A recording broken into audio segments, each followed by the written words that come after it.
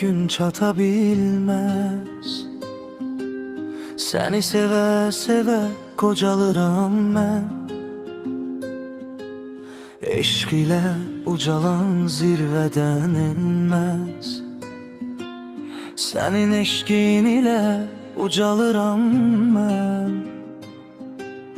Gel sığın köksüme, kalbime yakın. Birbirini duyanır yüreğimsin.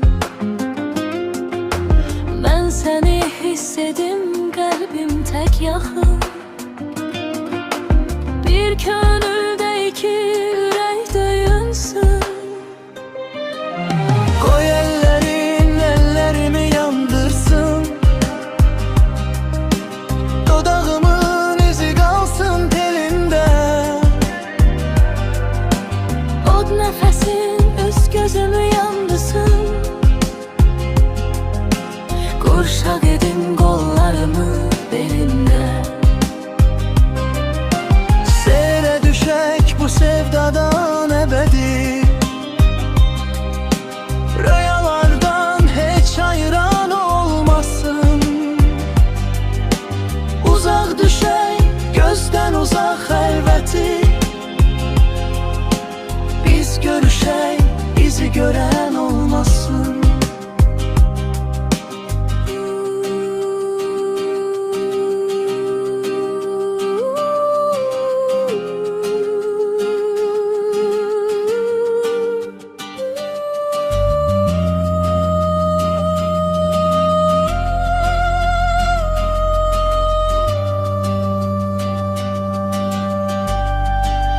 Birce sen ol, bir mən olum, bir de ki dalgalarda rəqs eyleyen kölgemiz.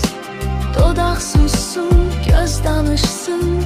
Bir de ki deryalar tek tuyan enen kalbimiz. Koy ellerin ellerimi yandırsın.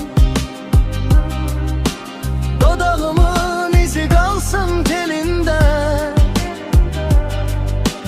O nefesin üst gözümü yandırsın. Qurşaq edin